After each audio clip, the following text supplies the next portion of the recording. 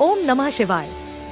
दोस्तों, स्वागत है आपका आज की वीडियो में। आज की वीडियो में एक छोटी सी कहानी के माध्यम से यह बताया गया है कि कैसे कोई भी इंसान अपनी बड़ी से बड़ी परेशानी का सामना कर सकता है और इन दो बातों का ध्यान रखकर जीवन में सफलता प्राप्त कर सकता है। तो चलिए जल्दी से इस कहानी को शुरू करते हैं। माता पार्वती ने भगवान शिव से पूछा, हे प्रभु, मनुष्य का जब समय खराब चल रहा हो, जब उसके ऊपर बहुत सारी परेशानियां एक साथ आ जाए, तो वह किस तरह से अपने मन को स्थिर रखे और लगातार अपने कार्य को करता रहे, वह किस प्रकार से समस्याओं का सामना करे। तब भगवान शिव ने माता पार्वती से कहा, बुरे समय में सबसे ज्यादा जरूरी होता है धैर्य रखना। मनुष्य को धैर्य के साथ अपने कार्य में लगातार लगे रहना चाहिए। मैं तुम्हें यह बात एक कहानी के माध्यम से बताता हूँ। दीनदयाल नाम का आदमी एक बार काशी में एक आश्रम में गया और वहाँ एक महात्मा से मिलकर बोला, गुरुदेव, मैं जीवन से निराश हो चुका हूँ। मैं अपने बीवी बच्चों और अपने परिवार की जरूरत को पूरा नहीं कर पा रहा हूँ। मेरे मन में जीवन को समाप्त करने का विचार आ रहा है। आप परम ज्ञानी हैं, साधना और तपस्या भी करते हैं। क्या आप मुझे कोई ऐसा तरीका बता सकते हैं जिससे मैं अपनी मुसीबत का सामना कर सकूं और अपने बुरे हालात से बाहर निकल सकूं? मेरे लिए तो रोज के भोजन की व्यवस्था करना भी कठिन हो गया है। मुझे समझ में नहीं आ रहा है कि मैं कैसे जिंदा रहूं और किस तरह से अपने परिवार को खुश रख सकूं। मुझ पर कृपा करें और कोई आसान सा तरीका बताएं जिसे मैं आसानी से समझ सकूं, क्योंकि मैं बहुत ज्यादा पढ़ा लिखा नहीं हूं।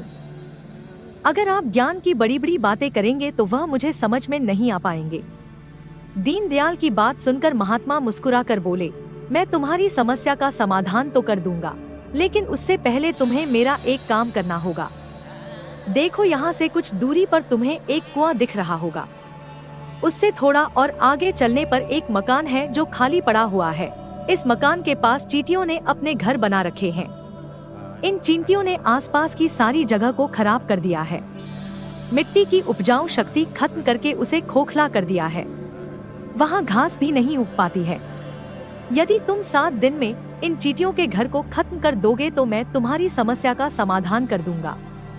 बस इस बात का ध्यान रखना कि चींटियों के घर को ही खत्म करना है, कोई भी चींटी मरनी नहीं चाहिए। तुम्हें वहाँ आसपास जहाँ भी चींटियों का घर दिखाई दे तो उसे नष्ट कर देना। 7 दिन में किसी भी प्रकार से चींटियों को वहाँ से भगा दो। दीनदयाल यह सब सुनकर के वहाँ से उठ करके उस मकान के पास गया और वहाँ चींटियों का घर देखा। उसके मन में आया, यह कैसे महात्मा है जो चींटियों का घर नष्ट करवा रहे हैं? क्या इन छोटे छोटे जीवों पर ऐसा अन्याय करना उचित होगा? फिर भी महात्मा की बात मान करके अगले दिन से ही दीनदयाल ने वहाँ पर जाना शुरू कर दिया। वहाँ जाकर के उसने देखा कि बहुत सारी चींटियां अपना खाना जुटाने में लगी हुई है। सारी चींटियां एक कतार में चल रही है और अनाज के छोटे छोटे कण उठाकर अपने घर में जमा कर रही हैं। यह देखकर पहले तो दीनदयाल का मन कमजोर पड़ गया। उसने सोचा कि ये बेचारी इतनी मेहनत करके अपना घर भर रही है और मैं इनके घर को नष्ट करने आया हूँ। इनको कितना बुरा लगेगा। आखिरकार अपनी समस्या के समाधान के लिए उसने उस घर को तोड़ना शुरू कर दिया। जल्द ही चींटियों में हाहाकार मच गया। वह इधर उधर दौड़ने लगी। अभी तक जो कतार से चल रही थी, अब वह बिखर गई और इधर उधर अपनी जान बचाने के लिए भागने लगी। थोड़ी देर में ही घर नष्ट हो गया और सारी चींटियां इधर उधर छुपने के लिए भाग चुकी थी। इतना सब करने के बाद वह दुखी मन से वापस अपने घर पर लौट आया। उसका मन पश्चाताप से भरा हुआ था। फिर उसने अपने बिस्तर पर रात में लेटे लेटे ही सोचा कि अब तो उन चींटियों का घर नष्ट हो चुका है। अब वहाँ दोबारा जाने का क्या फायदा होगा, क्योंकि चींटियों का घर तहस नहस करने के लिए महात्मा जी ने कहा था और वह काम मैं कर चुका हूँ। लेकिन अगले दिन वहाँ की स्थिति देखने के लिए सुबह सुबह उठकर वह वापस उसी स्थान पर पहुँच जाता है जहाँ पिछले दिन उसने उन चींटियों का घर नष्ट किया था। लेकिन वह यह देखकर चौंक जाता है कि उन चींटियों ने फिर से अपना घर उसी जगह पर बना लिया था और अब वह फिर से अपने घर के लिए सामान इकट्ठा करने में जुटी हुई थी। दीनदयाल ने सोचा कि यह चींटियां कितनी मूर्ख हैं। इनको पता है कि कल ही इनका घर इसी जगह पर नष्ट किया गया था और उसी जगह पर उन्होंने फिर से अपना नया घर भी बना लिया, और यह सोचकर वह हंसने लगा। लेकिन फिर महात्मा की बात याद करते हुए उसने उन चींटियों का घर फिर से नष्ट करना शुरू कर दिया। फिर से उन चींटियों में हलचल मच गई और थोड़ी देर में वह चींटियां इधर उधर अपनी जान बचाने के लिए भागने लगी। जब कुछ ही देर में उनका घर फिर से नष्ट हो गया तो उसने सोचा कि इस बार तो मैंने अच्छी तरह से इस घर को नष्ट कर दिया है। अब तो वह चींटियां यहाँ पर अपना घर बना ही नहीं पाएंगी।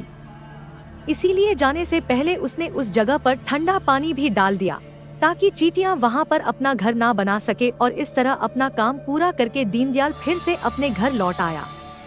रात को सोते समय दीनदयाल के मन में फिर से वही विचार आए कि क्या यह महात्मा जो कुछ करवा रहे हैं वह सब सही है?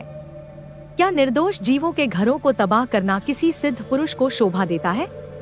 कहीं ऐसा तो नहीं कि यह महात्मा सिद्ध पुरुष हो ही ना और मुझे बेवकूफ बना रहा हो? चलो एक बार मैं अपना काम पूरा कर लेता हूँ, उसके बाद इनकी असलियत निकल कर आ जाएगी। मुझे भी पता चल जाएगा कि आखिर यह महात्मा मुझसे यह सब क्यों करवा रहे हैं। यह सब सोचते सोचते वह रात में सो गया। अगले दिन फिर से वह उसी स्थान पर पहुंचता है जहां पिछली बार उसने चींटियों के घरों को नष्ट कर दिया था। उसने देखा कि अब उस स्थान पर कोई घर नहीं है और सभी चींटियां वहां से जा चुकी हैं। उसे दुख के साथ थोड़ी खुशी भी हुई क्योंकि अब उसका काम पूरा हो चुका है और अब से दोबारा यहाँ आने की जरूरत नहीं पड़ेगी। महात्मा जी ने तो मुझे 7 दिन का समय दिया था, लेकिन यह काम तो 2 दिन में ही पूरा हो गया।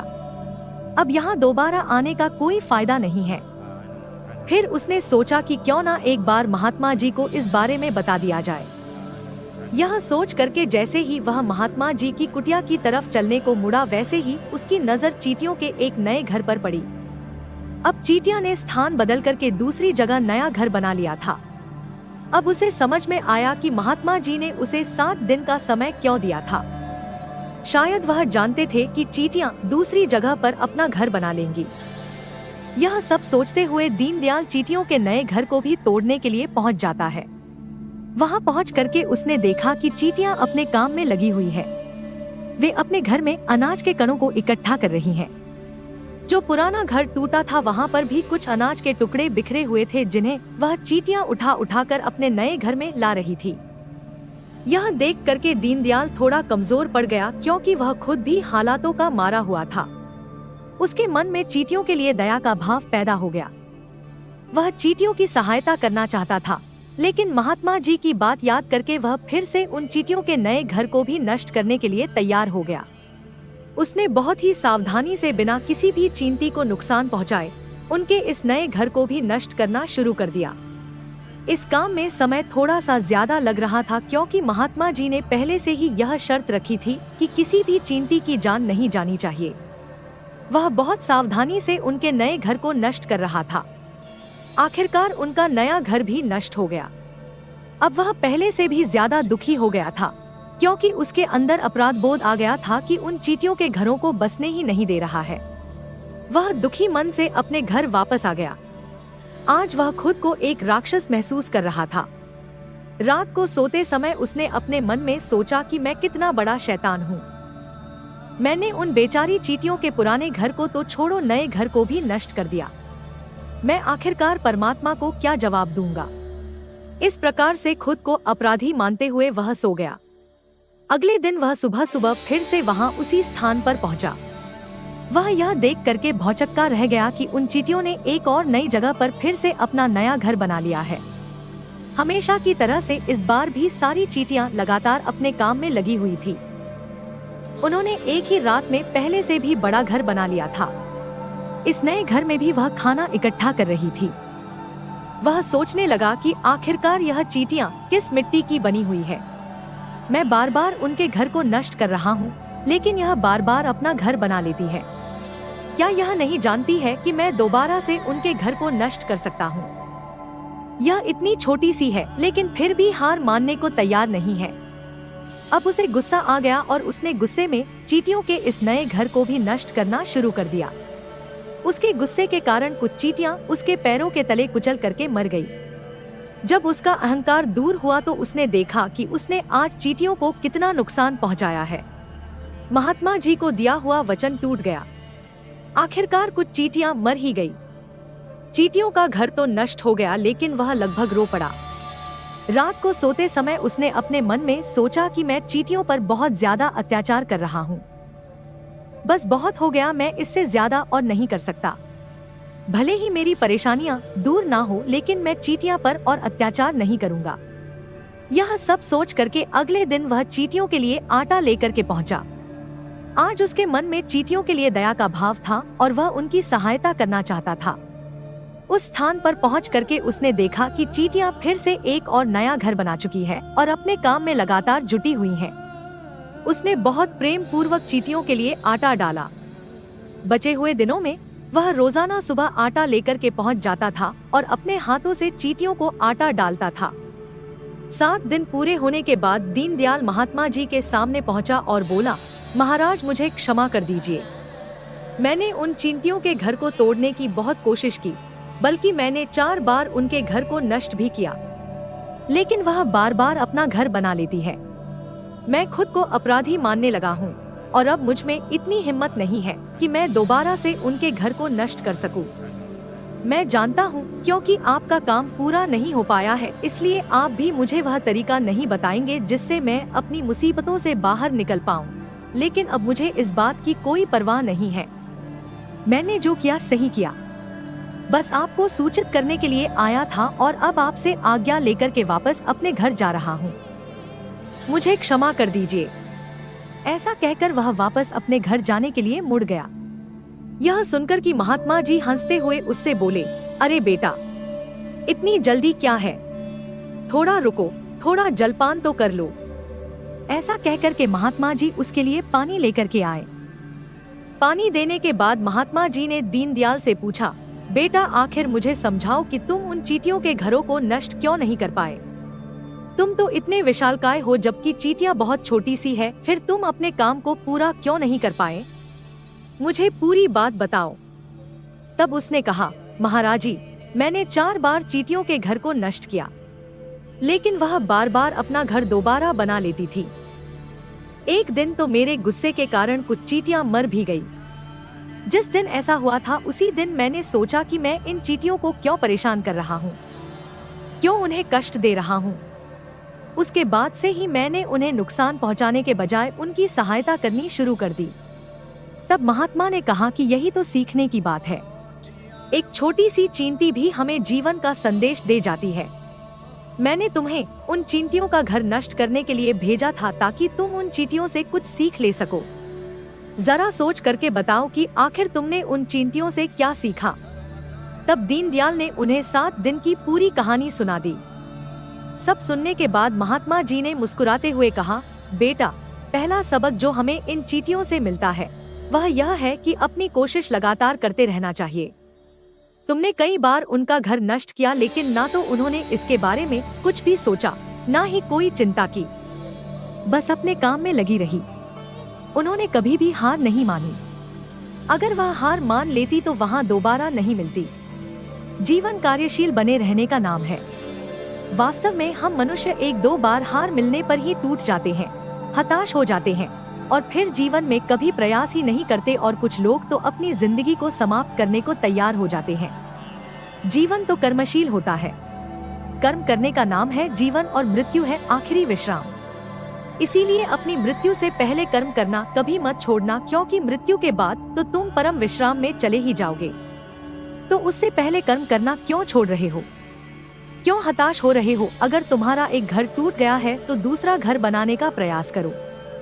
कोशिश करो, और कोशिश करने वालों की कभी हार नहीं होती। यह तुम उन चींटियों से देख चुके हो। देखने में तुमसे कितनी छोटी है वह चींटियां और तुम उनके मुकाबले इतने विशालकाय हो, लेकिन उनका मन तुम्हारे मन से इतना बड़ा है, इतना विशाल है, इतना दृढ़ संकल्प है कि इतनी बार घर टूटने पर भी उन चींटियों ने कभी हार नहीं मानी। दूसरी सीख यह है कि जब भी हमारे ऊपर बुरा समय आता है, हमें लगता है कि यह समय कभी भी नहीं जाएगा, यह समय मेरे जीवन को बर्बाद कर देगा, मुझे कभी नहीं जीने देगा, और अपने इन्हीं ख्यालों से, अपने इन्हीं विचारों से, जिसका असलियत में कोई भी अस्तित्व नहीं है, वह सिर्फ विचार है, और वही विचार हमारे मन को दुखी कर देता है और इसीलिए हम प्रयास करना भी छोड़ देते हैं। लेकिन तुम खुद सोचो कि बार बार प्रकृति हमें क्षति पहुंचाएगी, नुकसान पहुंचाएगी, लेकिन कब तक पहुंचाएगी? अगर हम बार बार फिर से उठ के फिर से नया प्रयास करते रहेंगे तो प्रकृति भी हमारे सामने घुटने टेक देगी और वह भी एक दिन हमारे ऊपर दयावान हो जाएगी, कृपालु हो जाएगी और वह हमें सब कुछ देने लगेगी जिसकी हमने कभी कामना की थी। तुमने खुद देखा कि तुम उन चींटियों के घर को नष्ट करने के लिए पहुँचे थे, लेकिन बाद में तुम ही उन चींटियों को अनाज और आटा देने लगे। तुम ही उन पर कृपालु हो गए। क्यों हुए? क्योंकि तुमने देखा कि वह चींटियां हार ही नहीं मान रही है। इसी तरह अगर तुम भी अपने जीवन में कभी हार नहीं मानोगे तो एक ना एक दिन यह प्रकृति तुम्हें वह सब कुछ देगी जो तुम अपने जीवन में पाना चाहते थे। अंत में भगवान शिव ने माता पार्वती से कहा, मुसीबतें आने पर मनुष्य को यह 2 सीख हमेशा याद रखनी चाहिए। पहला, मनुष्य को सदा कर्मशील कार्य करते रहना चाहिए। दूसरा यह है कि उसे प्रकृति उसके कर्म का परिणाम जरूर देगी। वीडियो को पूरा देखने के लिए आपका बहुत बहुत धन्यवाद। यदि आपको यह वीडियो पसंद आई हो तो कृपया वीडियो को लाइक करें और मेरे चैनल को सब्सक्राइब करके बेल आइकन को प्रेस करें। यदि इस वीडियो से संबंधित कोई भी सवाल है तो आप कमेंट में पूछ सकते हैं। अगर कोई नहीं है तो आप कमेंट में पूरी श्रद्धा से ओम नमः शिवाय या हर हर महादेव लिखना ना भूलें, क्योंकि आपकी कमेंट से हमें वीडियो बनाने का प्रोत्साहन मिलता है। वीडियो को और बेहतर बनाने के लिए आपके सुझावों का स्वागत है। प्रभु भोलेनाथ से प्रार्थना है कि सदा आपका ध्यान रखें। मिलते हैं अगली वीडियो में। ओम नमः शिवाय।